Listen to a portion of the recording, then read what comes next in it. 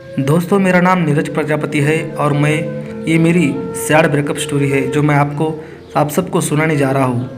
मैं देखने में ज़्यादा हैंडसम तो नहीं था, लेकिन एक लड़की थी जिसका नाम आरुषि था, जिससे मैं बहुत प्यार करता था। शायद वो भी मुझसे प्यार करती थी।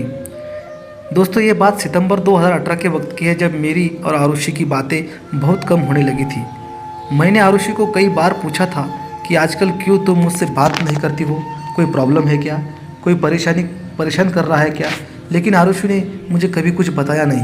फिर एक दिन रात को 11:30 बजे मुझे आरुषि की याद आ रही थी और मैंने सोचा क्यों ना उससे बात कर लूँ। जब मैंने उसको फ़ोन किया तो उसका फ़ोन बिजी था। मुझे बड़ी हैरानी हुई इस बात की, इस समय का उसका फ़ोन बिजी क्यों है। मैंने 2-3 बार ट्राई किया लेकिन फिर भी बिजी था। थोड़ी देर बाद आरुषि का फ़ोन आ गया और उसने कहा कि उसकी फ्रेंड नेहा का फ़ोन था और कल कॉलेज के असाइनमेंट के बारे में पूछ रही थी। मुझे थोड़ा शक हुआ था कि आरुषि किसी और के साथ बात करती थी। इसी तरह महीना बीत गया और उस समय महीने में आरुषि मुझसे बहुत कम बातें करने लगी थी। ये बात जब मुझे खटकने लगी तो एक दिन मैं मार्केट में कुछ लेने के लिए गया था, तो मैंने देखा कि आरुषि एक लड़के के साथ रेस्टोरेंट में बैठी हुई है। मेरा शक यकीन में बदल गया, लेकिन मैंने उस समय आरुषि को कुछ नहीं कहा। मैंने वहाँ से चुपके से घर निकल गया।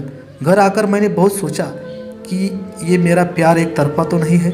मैं बहुत उदास था क्योंकि उस दिन मैं बहुत अकेला महसूस कर रहा था। अगले ही दिन मैंने आरुषि को फ़ोन किया और उससे मिलने के लिए बुलाया। मैं अंदर ही अंदर जानता था कि ये शायद मेरी आरुषि के साथ आखिरी मुलाकात होगी। उस दिन मैं बहुत इमोशनल था। मैं आरुषि को मिला, उसका हाथ पकड़ा और मैंने वो कहा जो मैंने कभी सोचा भी नहीं था। मैंने आरुषि को कहा, आरुषि, मैंने तुम्हें बहुत प्यार किया था। मेरा वक्त, मेरा दिल, मेरे फीलिंग सब तुम्हारे लिए थी, लेकिन तुम शायद बदल गई हो और उसमें कोई बुराई नहीं। वक्त के साथ हर इंसान बदल जाता है, लेकिन कम से कम मुझसे बात तो कर लेती। खैर, मुझे पता है कि तुम्हारा अफेयर किसी और के साथ है और इसलिए मैं चाहता हूँ कि तुम मेरे इस बंधन से आज़ाद हो जाओ। मैं नहीं चाहता कि तुम मेरे दिल के टूटने के डर से मुझे कुछ ना कह पाओ। इसलिए आज मैं तुमसे कहने आया हूँ, आरुषि, आज के बाद मैं तुम्हें कभी मिलूँगा नहीं। और हाँ, मैं तुम्हारे ज़िंदगी के लिए शुभकामनाएं भी देता हूँ। चाहता हूँ कि तुम ज़िंदगी में हमेशा खुश रहो।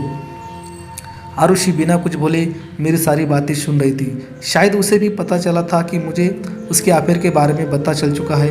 उसकी आंखें नम थी, लेकिन अब मुझे कोई फ़र्क नहीं पड़ता।